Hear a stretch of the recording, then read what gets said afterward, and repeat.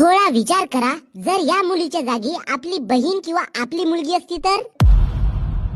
ही घटना आहे महाराष्ट्रातील नाशिक मधल्या मालेगाव तालुक्यातील.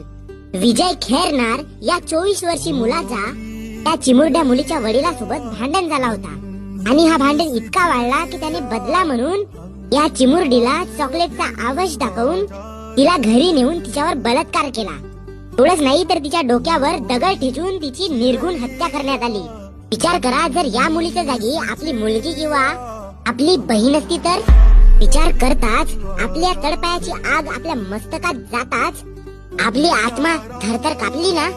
अरे बदलेचीच भावना होती तर वडिलांसोबत भांडण मिटवून सर्व गोष्टी सॉर्ट आउट करायला पाहिजेत. या भांडणामध्ये या चिमुकलीचा काय लेणं देणं. माणूस इतक्या खालच्या स्तरावर जाईल असा वाटला नव्हता. आपल्या देशभरात अनेक बलात्काराच्या केसेस घडतात.